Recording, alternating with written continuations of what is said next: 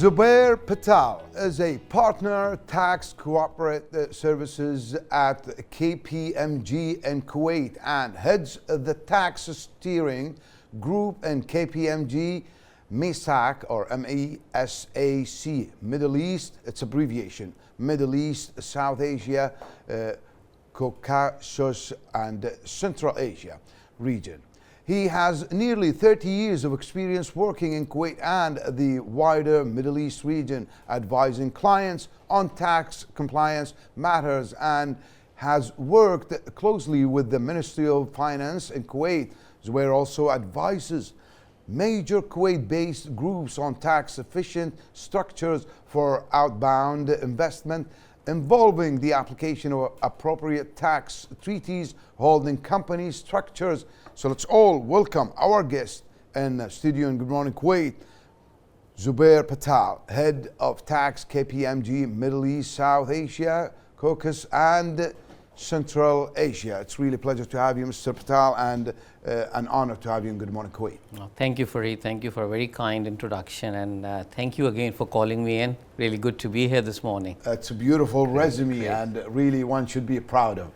Thank you so much for your kind. So, give us an overview of the tax ecosystem across the GCC region, and what is the BEPS Pillar 2, and how is it expected to impact the companies in Kuwait? No, Fareed, again, that's a great question. You know, what's happening in the GCC? If you go 10 years back, I think you would recall as well, there were not that many taxes in this region, actually. Yeah, I think nobody was talking about tax. Actually, when I came from London, everybody said, okay, you know, you're going to do tax in the GCC. That's, and there is none. You know, that's, what are you going to do? Exactly. But things have definitely changed. You know, if you look at what was then and now, it's an amazing, profound change. In 2017, we saw the VAT coming in the UAE, in 2018 rather, in Saudi Arabia as well. And same thing again with the corporate tax now in the UAE, again Bahrain moving in the same direction, Oman doing the same. So I think that's become like a tax is here to stay, and that's something that we are seeing in GCC more and more, moving towards a full tax legislation. Of course, they're looking more at the VAT and the corporate income tax. There is no sight of personal tax coming as yet. So the focus at the moment is corporate income tax and VAT. And you talked about BEPS. You know, what is BEPS? You know, as you said. What's BEPS? So the BEPS in the Pillar 2, again 10 years back, you know, the whole focus, and this really started in Europe, was that each company should pay the fair amount of tax. Especially the bigger companies, the multinational companies. That's really fair. That is, which is fair. That's, you know, they should all, because where is the tax money being used? It's used to pay for schools, health and other community things. service. Absolutely, community service.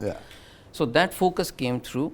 And the Pillar 2 was one of the methodology used by OECD and the G20 countries to make sure that everybody pays a minimum effective tax of 15%, wherever they work from. Doesn't matter which country, but they should contribute fairly for each of the countries. So that was the concept in sense. That's definitely, you know, something really fair, and it's a just. So if we want to say, but I know as you know, a lot of individuals, you know, when they hear taxes, they get really, you know, somehow bitter, you know, towards, you know, this. So can you elaborate on the tax transparency and why countries are moving towards a transparent ecosystem? Yes, and again, this was to ensure, you know, we talked about why Pillar 2 came, and again, Pillar 2 was to support the transparency exercise. So what is transparency? The whole discussion on transparency was that everybody should know that the data should be available. Exactly. What's the budget? What are the expenses? What are the absolutely, and the you know, revenue? What is each company paying? What is the data being used? So this is the system that came through about 10 to 12 years back to develop a concept of responsible taxation. So what is responsible taxation? As you talked about, Fareed, the community service.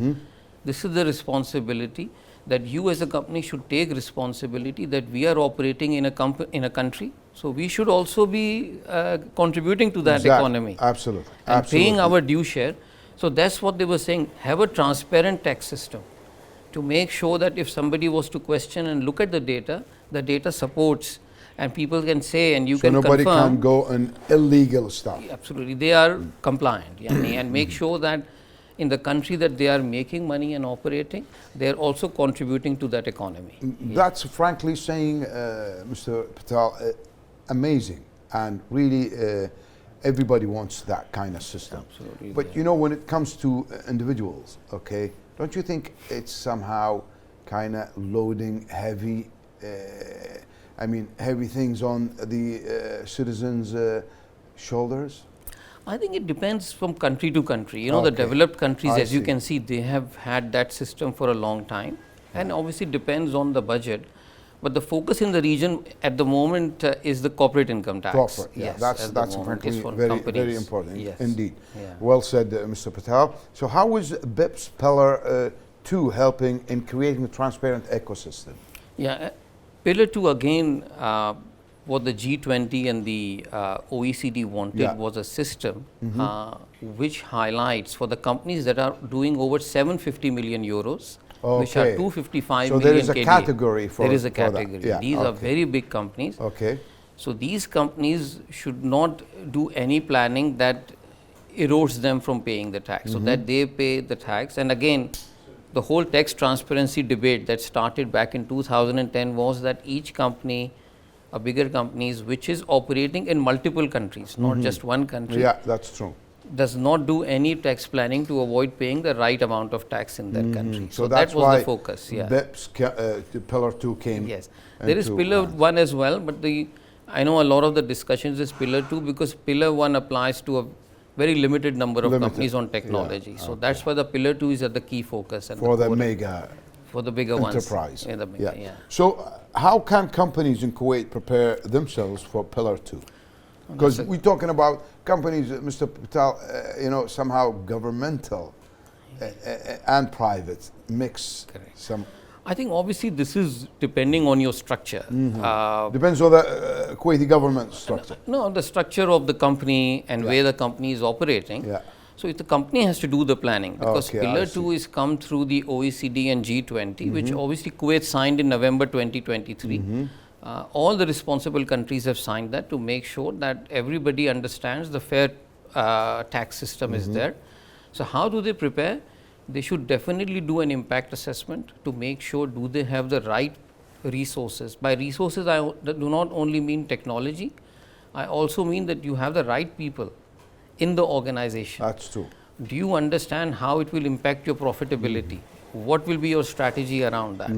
So you need to basically sit down and do a strategy, and this needs to be communicated to the board and the leadership so that they can take the right step to implement that within the culture of the organization. Indeed, Mr. Patel, these kind of this kind of system would really help the community building schools, hospitals, a lot of facilities, for the citizens of that whatever ex-country. So, what role can technology play in managing tax compliance? I think technology is everywhere now. And to be honest, if you look at where Pillar 2 and this tax system is going to come is for the bigger corporates. Exactly, you're talking about big systems. Big system, and I think you need now bigger there are tax softwares, systems. Absolutely, you need a finance transformation. Exactly. What do you mean by finance transformation? I think for any tax to be applied, you need the data to be available. Exactly. How will you actually How will you determine the expose tax? that? Absolutely. How will you determine the tax without the right data? Exactly. So you need a technology system or the artificial. I think that shows clear. Absolutely. You're using the AI now. I think the artificial intelligence, for example, us as KPMG, we are using digital gateway. Nice. And that I think basically we have a system which can actually gather information, can manage data, and I'm sure all the other experts are also doing the same. Definitely, most of these corporates, hiring a lot of software developers and engineers. So, but you need the right people as well. Exactly, and I think the finance, you need the right, because now before the finance people were just accountants, but with the technology coming, you also need people with some IT specialization within the function. Oh yeah, absolutely. So it's a big career opportunity as well for people coming up now. So you have to always study software and IT, you know. You never know where it you comes never to know good exactly. use. Computers. Great, Anyway, so are you seeing tax being discussed on the board level, and why is this important? I think it's such a good question. Again, thank you. And I think this is one of the challenges I've seen, is that this has not come through. I think the culture is changing now in the region, where the tax goes to the board level discussion. Because once the decision makers look at that, because the impact of tax on the profitability, the impact on tax on the overall strategy and functioning of the company, I think if this is discussed on an ongoing basis, definitely I think you can inculcate it in the company's culture. And absolutely, yes, and I think that's the key part. This is really spot on, Mr. Patel, because it will affect each and every individual in that corporate company to work hard and to do their jobs properly. You know, if there was no tax, then everybody would somehow play.